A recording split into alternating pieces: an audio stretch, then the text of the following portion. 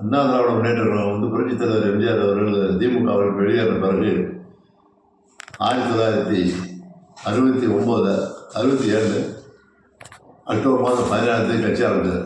அந்த கட்சி ஆரம்பிச்சப்ப திமுக வந்து ஆளுங்கட்சியாக இருந்ததுனால வந்து இந்த கட்சியை முன்னே வளர்த்தக்கூடாதுக்காக கடுமையான நெருக்கடிலாம் கொடுத்தாங்க. உதாரணத்துக்கு என்னை மாதிரி வாழ்க்கையில் ஒரு 6-7 தடவை ஒரு ஜெயிலுக்கு போயிருக்கோம். அதே மாதிரி பூலாக சிவமாறன் அத்தனை நார்மம் போன்றவர்கள் தங்களுடைய உயிரை கொடுத்துட்டு இந்த கட்சியை வளர்த்தாங்க. எம்ஜிஆர் அவர்கள் கட்சி ஆரம்பித்த புதுசில் பார்த்தீங்கன்னு சொன்னால் ரொம்ப கஷ்டத்தில் இந்த கட்சி ஆரம்பித்தார். எத்தனையோ தொண்டரை காப்பாற்றுறதுக்கு ஆரம்பித்தார்.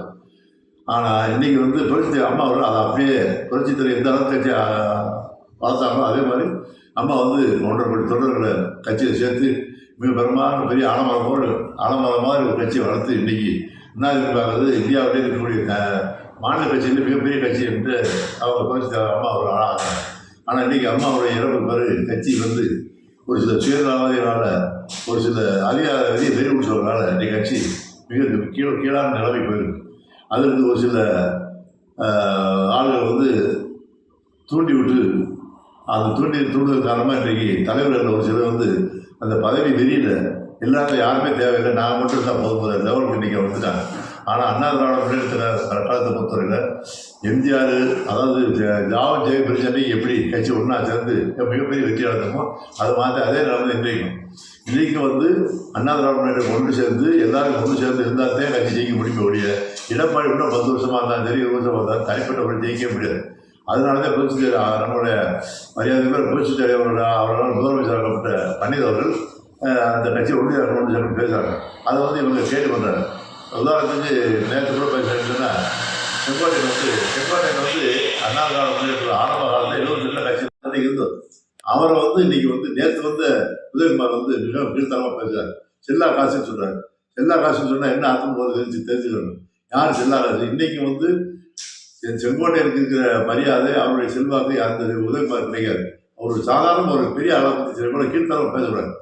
அவர் வந்து உதயகுமார் பொறுத்தவரையில் வந்து அவர் எப்படி கட்சிக்கு வந்தார், அவர் எப்படி பதவி வந்தாருங்கிறது எல்லாத்துக்கும் தெரியும், யார் வச்சு வந்தாருங்கிறலாம். ஆனால் செங்கோட்டையனை பொறுத்தவரையில் தன்னுடைய உழைப்பினால் அண்ணா திராவிட விசுவாசத்தால் இன்றைக்கி வந்து இவ்வளோ பெரிய பதவியில் இருந்து இன்றைக்கி வந்து அந்த இவரால் அவர் செய்கிறவரோட தப்புலாம் அப்படியே தாங்க மாட்டோம். இன்றைக்கி அவரை வெளியே வந்துட்டார். நாங்கள் நேற்று வந்து அதை செஞ்சப்போ எங்களுக்கு வந்து என்ன ஒரே வார்த்தை இருந்தார், நம்ம என்ன ஒன்று சேர்த்து ஒன்றா அண்ணா ஆரம்பிச்சுன்னு சொன்னார். அதைத்தான் நாங்கள் மட்டும் இல்லை ஓபிஎஸ் சொல்லிக்கிட்டே இருக்காரு. இன்னைக்கும் சரி என்னைக்கும் சரி அண்ணா ஒன்று சேராமல் ஜெயிக்க முடியாது. இந்த கட்சி ஒன்று சேரக்கூடாதுன்னு நினைக்கக்கூடிய ஒன்று யாராவது நீங்கள் அதை யோசனை பார்க்கணும்.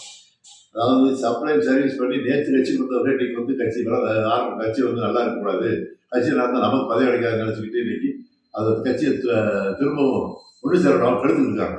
ஆனால் ஓபிஎஸை பொறுத்தவரையில் அவர் எந்த ஒரு ஜாதகம் தயாரித்து சொல்லிக்கிட்டே இருக்கிற வழியே எனக்கு அந்த பதவி வேணும் இந்த பதவி சொல்கிறார். அவர் வந்து கட்சி ஒன்றா இருந்தால் போதும் அளவில் இருக்காரு. அதே மாதிரி தான் நாங்கள் எல்லாருமே தினகரன் எடுத்தாலும் சரி, அம்மா சசிகலா எடுத்தாலும் சரி, எல்லாருமே வந்து கட்சி ஒன்று சேரணும் அப்படின்னு பேசுகிறாங்க.